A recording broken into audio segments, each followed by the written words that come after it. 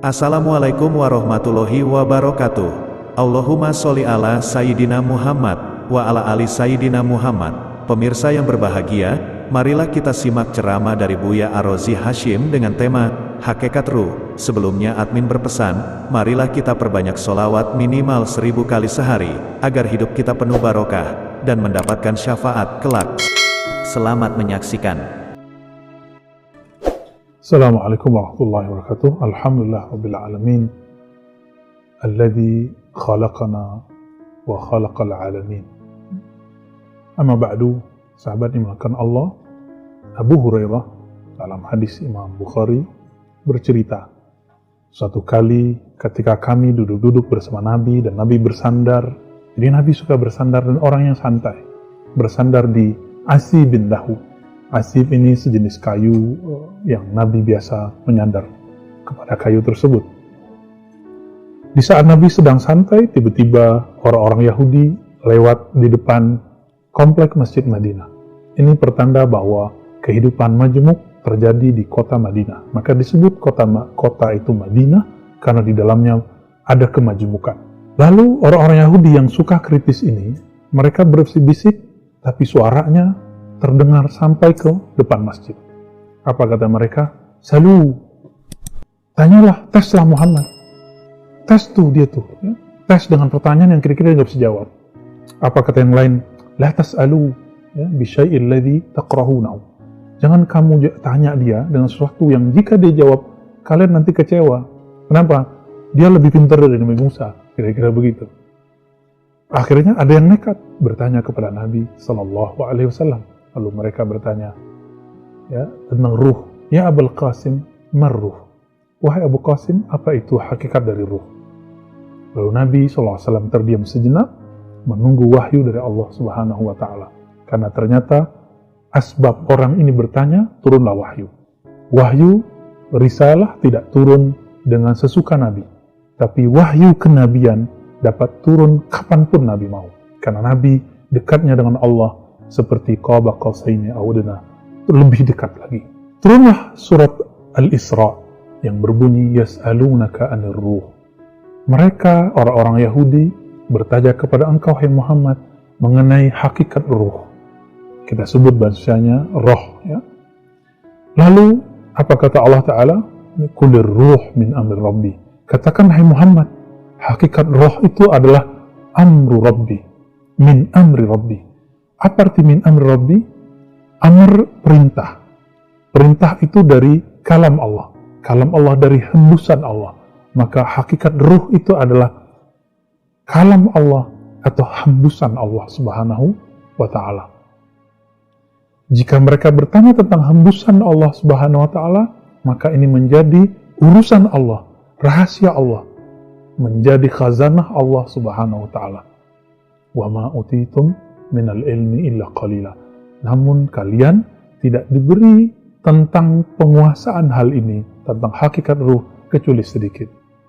Tapi sahabat-sahabat dimakan Allah, sedikitnya Allah tentu banyak bagi kita. Sedikitnya ilmu Nabi itu banyak bagi kita.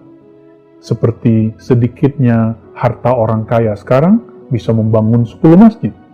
Cukup dia keluarkan zakatnya 2,5%, bisa bangun pesantren yang besar. Itu baru orang-orang kaya di dunia. Bagaimana dengan pemilik dunia dan akhirat? Ketika ia mengatakan, aku tidak beri ilmunya kecuali sedikit. Sedikit menurutnya, bukan sedikit menurut kita. Ini yang disalahpahami oleh banyak orang, dan banyak orang-orang mengatakan, ma'rifatul ruh mughlaqah. Ilmu mengenai ruh tertutup. Ini tidak benar.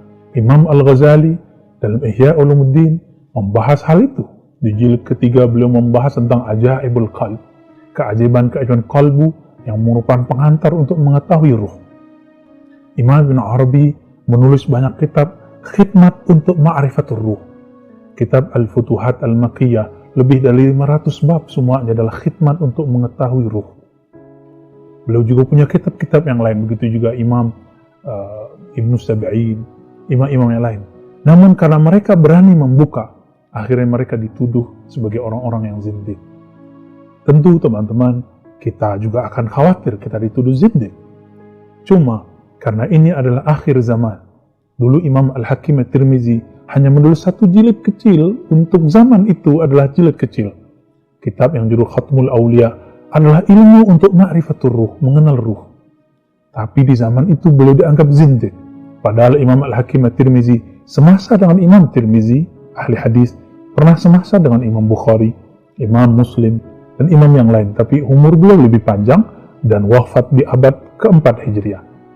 Karena mereka berbicara ini di zaman yang zaman itu tidak siap menerima ilmu mereka, mereka dianggap zindiq. Tapi di zaman sekarang teman-teman, ma'rifatul ruh adalah senjata kita. Kenapa? Karena inilah yang bisa membuat kita bisa bertahan hidup di dunia. Apa kata Imam Syafi'i dahulu?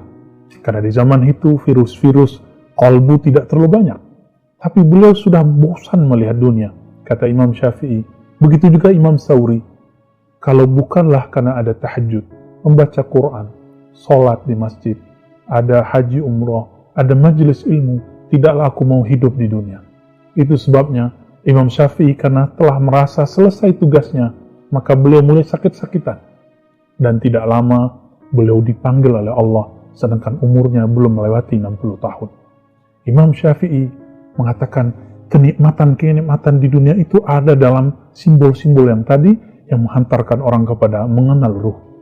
Sahabat yang melakukan Allah dulu, ulama-ulama kita seperti Sidi Abdul Qadir Jilani, Muhammad Bahauddin Shah Naqsyabandi, imam-imam itu semua, Ahmad Rifai, Imam Abdul Hasan Shazili, semuanya mengkhidmahkan amalannya untuk mendapatkan ilmu ruh.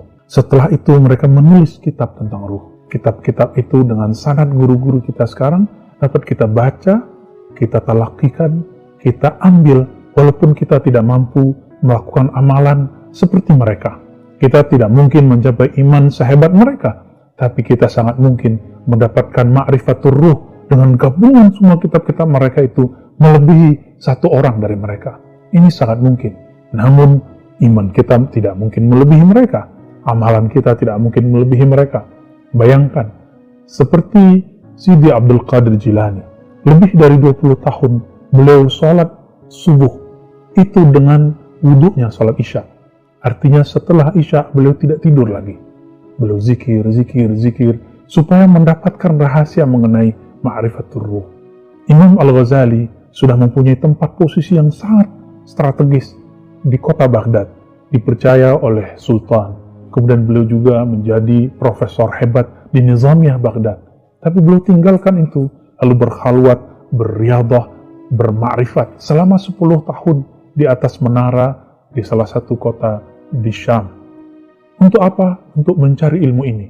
Lalu ilmu ini beliau tuangkan dalam beberapa kitabnya. Kitab Mishkatul Anwar, kitab Ihya Ulumuddin.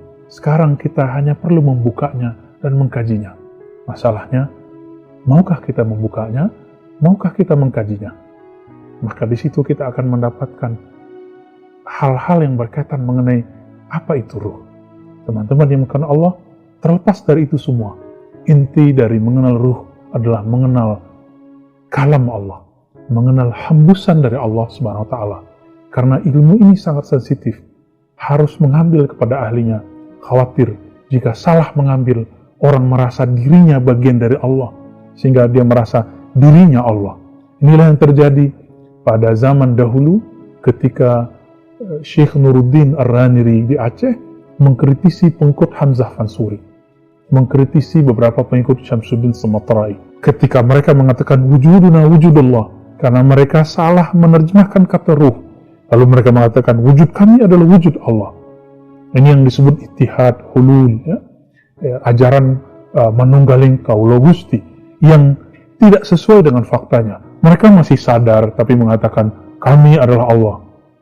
Hal ini dilaporkan oleh Syekh Abdul Rauf As-Sinkili, Al-Jawi, dari Aceh juga. Beliau pernah 20 tahun ngaji kepada Imam Al-Kushasi dan juga kepada murid Kushasi yaitu Al-Qurani di Madinah, menanyakan persoalan itu, sehingga muncullah satu kitab Ithaf.